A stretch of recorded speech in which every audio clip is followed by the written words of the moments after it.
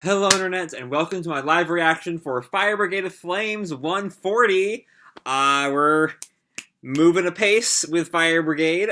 When we last left off, it was kind of a transition state between just, the 8th Brigade versus Hajime, to our current state with the White Hoods having inserted themselves into the mix, with Haumea and the Puppet Master facing off as Maki might be joining in, and I imagine that's where our focus is going to be.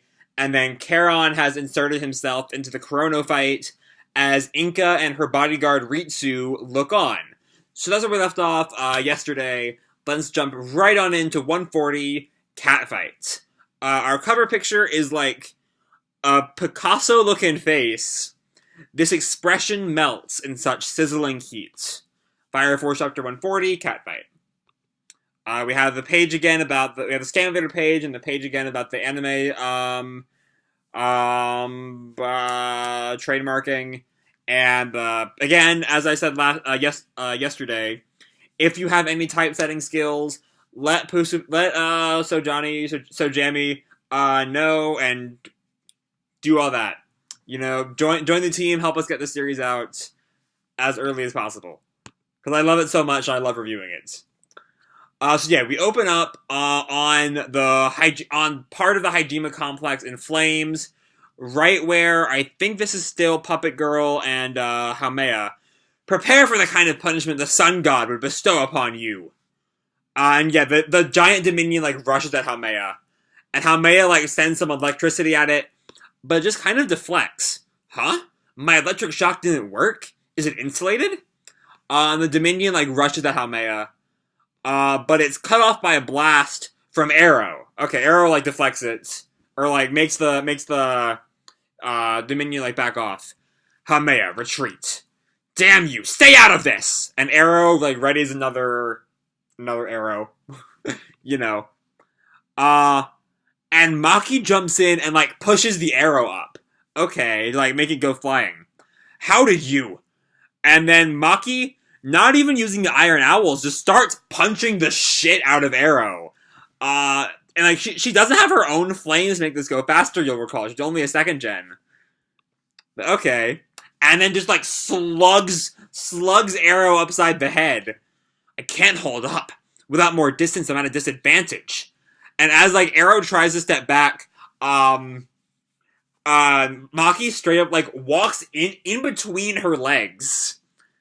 She's following my footsteps. I can't get away from her. How do I make some distance? She won't let up. And Maki grabs Arrow by this little area right here and just is that a suplex she's doing? I'm not familiar enough with wrestling to make sure that's actually a suplex. But throws her onto the ground like a slam. What are you doing, Arrow? And Haumea lets loose an electric shock towards Maki. You really are useless. And it shocks the ground right between Arrow and Maki, and giving enough time for Arrow to back up. Sorry. And you dare call yourself my bodyguard. The relationships between a pillar and their shield, like that between Commander Sho and I, or between you and Charon, depends on having sufficient accord with each other so to fight in pairs.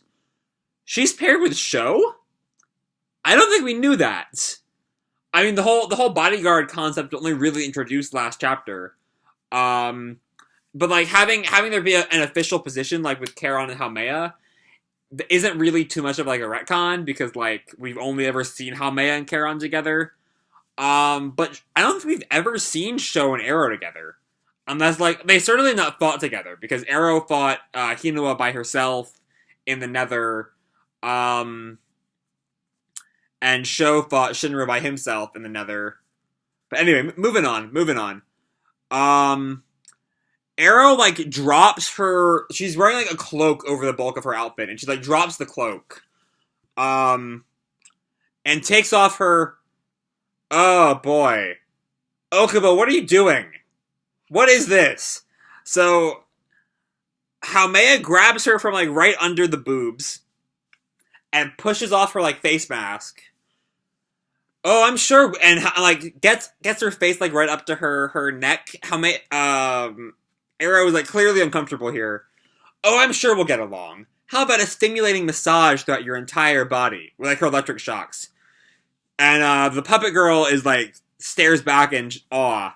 She's sending an electric current through the archer's body, and if we get too close, we'll be zapped.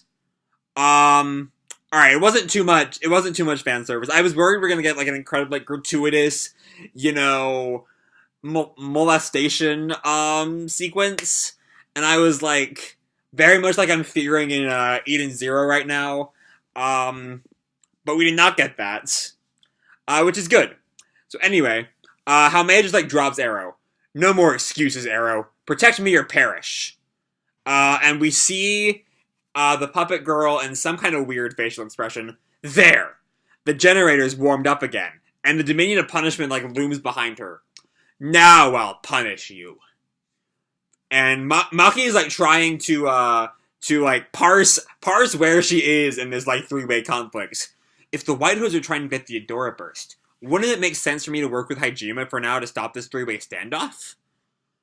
And then Haumea like calls back to Arrow. Don't look so glum, Arrow. While Charon picks up the sixth pillar. Let's have some fun. And then we cut to Vulcan, who is going to fetch Arthur, you'll recall. That's not the matchbox, don't know what it is. That plasma woman is putting out too much wattage. If it keeps increasing at this rate, it'll be the end of all of us. I need to hurry. Arthur, where are you? And he races through the streets. And now we're back with Charon. Walk! And he like puts his foot down and a huge explosion blows up. And Hinoa starts shooting at him, which is a bad idea because he's a second gen. He can use your flames and fucking fuck Hinoa. Don't use explosions on him. And he snaps and he creates this huge explosion blowing Hinoa back. Where's Nataku? We see two of Charon's goons have captured Nataku. Let's get out of here. Let me go! And Kurono like dashes at them. And Arthur like yells at him. Oh no, Kurono's heading towards Arthur. Hey, evil man, there's the boy. Now go attack the other evil men. Huh? Why is he still coming this way? But then who's that? I guess it's Arthur has blocked. Wait, what's going on there? Yeah, so it looks like he's coming towards Arthur here, and then it looks like Arthur then deflects him to protect Tamaki and Iris, I think happens right there. Alright, because the only person who has a plasma sword is Arthur. Tamaki and Iris both gulp. Don't interrupt. I'm going to finish off these weaklings first. And Shinra, like launches a kick at Kurono. Enough! Why won't you leave Nataku alone? As I said already, I just want to fight the weak. And Inka and Ritsu, watch the ocean of black smoke below them. What do we do? Shall we enter the battle too? Wow, wait a sec, Ritsu. At this rate, we're going to have a lot of casualties. That'll give you more material than you need, right?